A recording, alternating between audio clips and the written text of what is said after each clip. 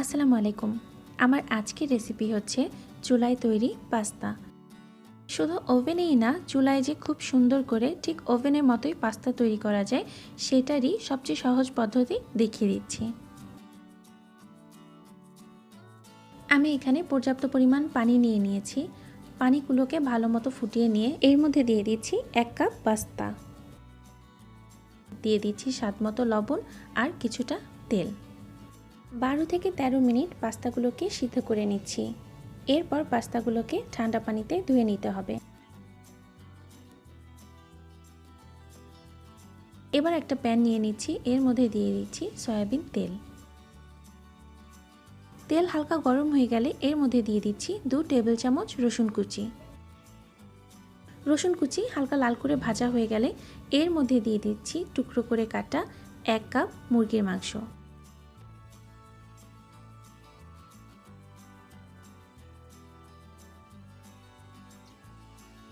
দিয়ে দিচ্ছি 1 চা চামচ গরম মশলা গুঁড়া আর লবণ।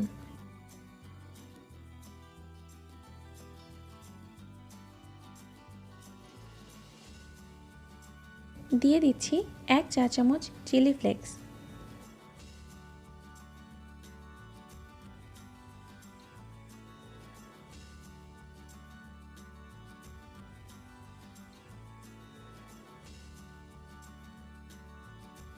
দিয়ে দিচ্ছি 1 চা চামচ সয়া সস আর 1 চা চামচ সাদা গোলমরিচ গুঁড়া।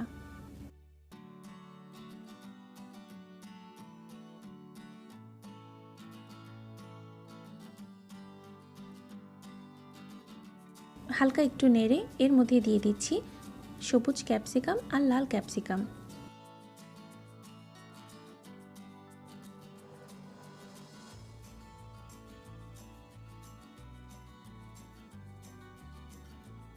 এখন দিয়ে দিচ্ছি টুকরো করে কাটা পেঁয়াজ আর দিয়ে দিচ্ছি টুকরো করে কাটা গাজর। ভালো মতো নেড়ে 1 মিনিটের মতো ভেজে নিব।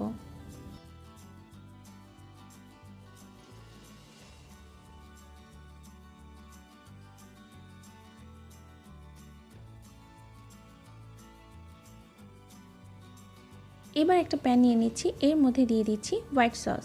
হোয়াইট সসটা আমি কিভাবে তৈরি করেছি এটা আমার আরেকটা রেসিপি আছে, সেটা আমি ডেসক্রিপশন বক্সে দিয়ে দিয়েছি, আপনারা চাইলে দেখে নিতে পারেন। অর্ধেকটা পরিমাণ পাস্তা উপরে নিয়ে নিচ্ছি, তার উপর দিয়ে দিচ্ছি তৈরি করে রাখা চিকেনগুলো। এর উপর দিয়ে দিচ্ছি মোজারেলা চিজ। আরেকটা লেয়ার দিয়ে দিচ্ছি হোয়াইট সস। দিয়ে দিচ্ছি চিলি সস। চিলি সসটা আমার বাসায় তৈরি করা, সেটাও আমি ডেসক্রিপশন বক্সে দিয়ে দিয়েছি। এখন দিয়ে দিচ্ছি হট টমেটো সস।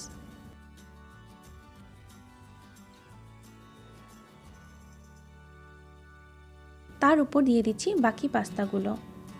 পাস্তা দেওয়ার পর এর মধ্যে দিয়ে দিচ্ছি মাংস টুকরোগুলো। একইভাবে আবার দিয়ে দিচ্ছি হোয়াইট সস এবং মোজারেলা চিজ।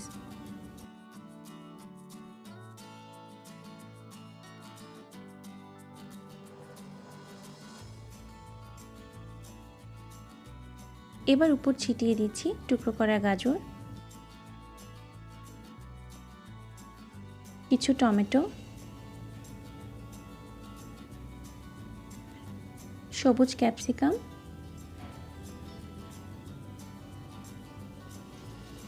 আর লাল ক্যাপসিকাম। একটা ঢাকনা দিয়ে ঢেকে অল্প আঁচে সেদ্ধ করে নিব 7 থেকে 8 মিনিট। এখন আধা চামচ করে ছিটিয়ে দিচ্ছি মিক্সড হার্বস, চিলি ফ্লেক্স আর সাদা গোলমরিচ গুঁড়া।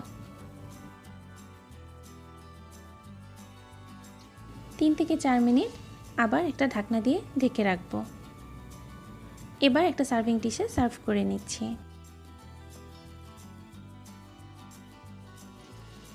আপনারা বাসায় এভাবে ট্রাই করে দেখবেন যে এটা খেতে কতটা দারুণ। আজ তাহলে এ পর্যন্তই, আবার আসবো ইনশাআল্লাহ নতুন কোনো রেসিপি নিয়ে। সবাই ভালো থাকবেন। আল্লাহ হাফেজ।